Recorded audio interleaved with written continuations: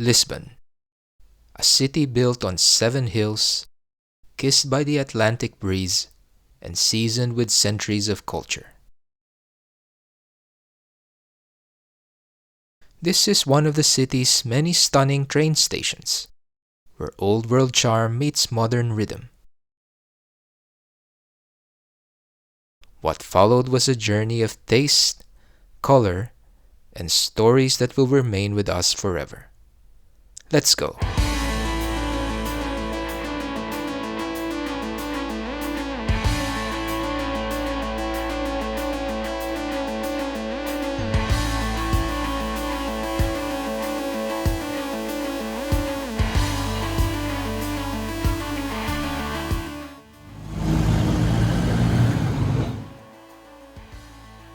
Time Out Market is Lisbon's culinary playground, where top chefs and local legends serve up the best of the city under one roof. After a good scout around, I landed on the octopus tomato rice from Chef Miguel, Castro e Silva, easily one of the best dishes of the whole trip. Tender octopus, perfectly cooked rice, and oh so flavorful. Julie couldn't resist the croquettes from the croquette shop. These little delights were crispy on the outside, creamy on the inside. And we wrapped things up with pastel de nata from Manteigeria. According to Julie, this one topped the charts. A flakier crust, just the right sweetness, and a custard that melts in your mouth.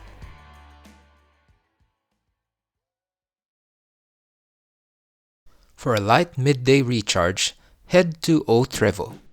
This humble eatery was made famous by Anthony Bourdain, and it's easy to see why. We ordered the classic bifana, a soft bread roll stuffed with thin slices of marinated pork, simmered in garlic, white wine, and paprika. Classic condiments for this are piri-piri oil and mustard. It was loud, crowded, inexpensive, and the staff were more than happy to share a laugh and a story or two about their famous guest. This is the kind of experience that reminds you why you travel. With full bellies and high spirits, we made our way to St. Jorge Castle, perched above the city like a time-traveling sentry. Originally a Moorish fortification, this castle has watched over Lisbon for centuries.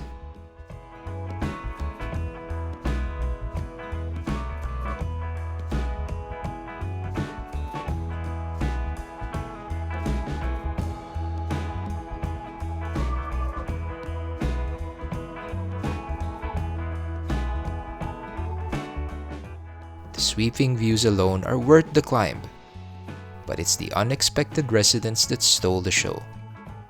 Peacocks. Elegant and wild, fanning their feathers like they owned the place. And honestly, they kind of do.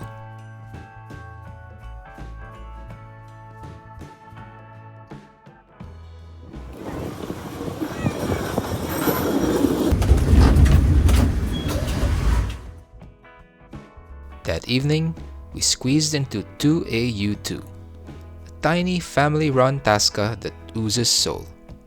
The place was buzzing, the tables were tight, and the food, well, it was a hit. On our first visit, we had clams, grilled sardines, and octopus with potatoes.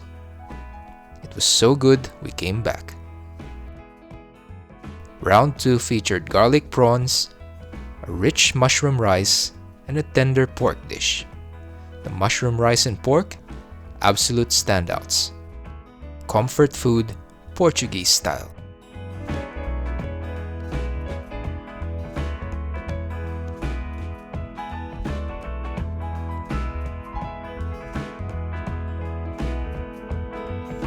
No visit to Lisbon is complete without paying homage to the original pastel de nata at Pasteis de Belem. This bakery has been churning out these tarts since 1837, using a closely guarded monastic recipe. This was my personal favorite, slightly eggier, more balanced ratio between crust and custard, and a crunchier base. As they say, you can't beat the original. Don't get discouraged by the long queue. This place is huge inside and they operate with military precision, so you won't be waiting for too long.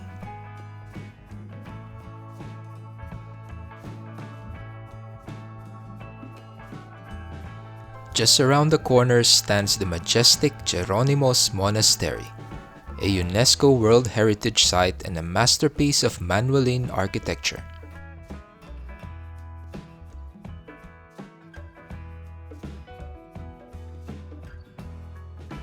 Built in the early 1500s, it was funded with spice trade riches and is intrinsically tied to Portugal's age of discovery. Its cloisters feel like a dream carved from limestone, ornate, peaceful, timeless.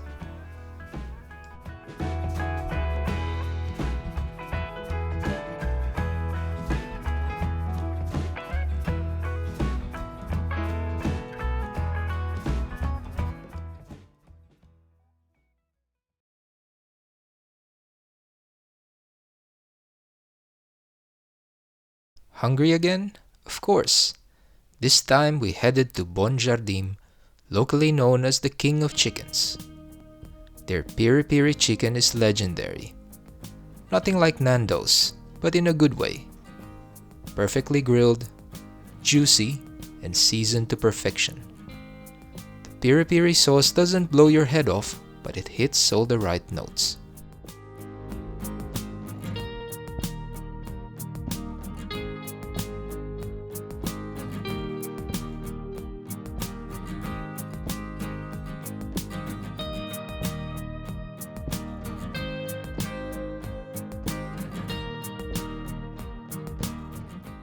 As vinos, we also wanted to learn about Portuguese wines.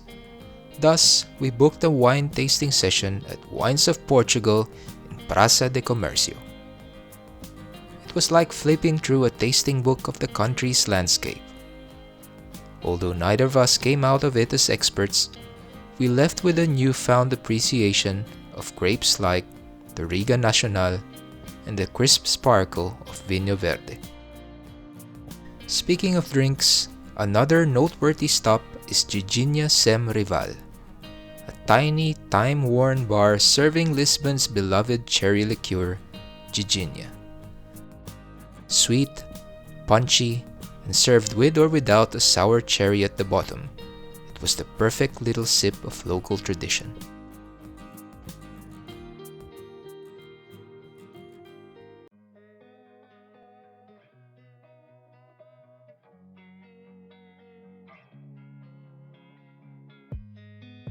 On one day, we took a quick train out to Sintra, a fairy tale town nestled in the misty hills just outside Lisbon.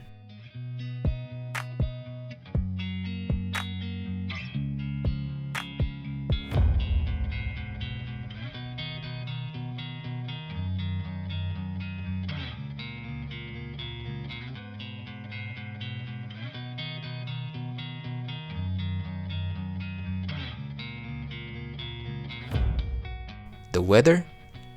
Terrible. Low visibility, drizzle, fog. But somehow, that made the experience even more magical. Pena Palace rose out of the clouds like something out of a dream.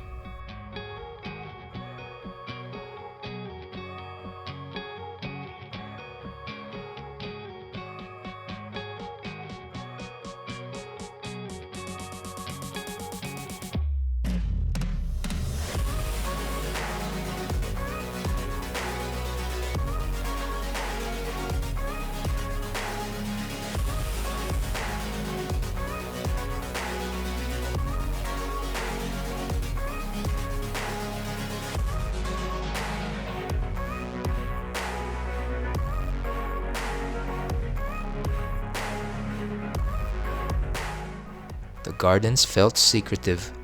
The whole place had a mystical, haunting charm, like a storybook on a stormy day.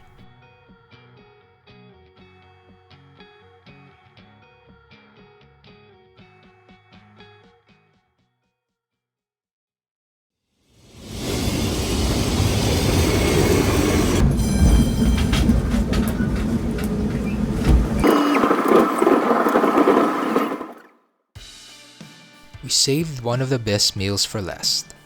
Dinner at Cervejaria Ramiro.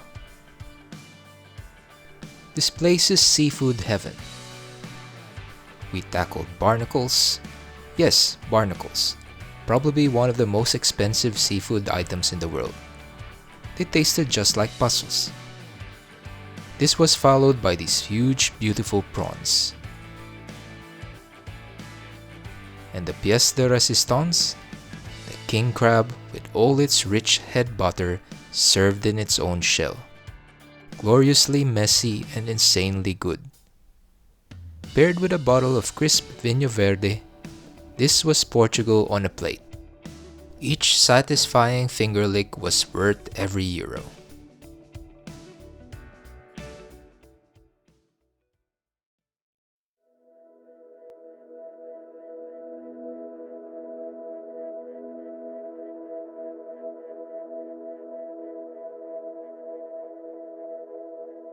As our trip wound down, we wandered through the tiled streets, reflecting on what makes Lisbon so magnetic. Is it the food? The trams? The intricate tiles? The people? It was all of these and something else. A golden light that seems to make everything feel nostalgic, even in the moment. Lisbon, we'll be back.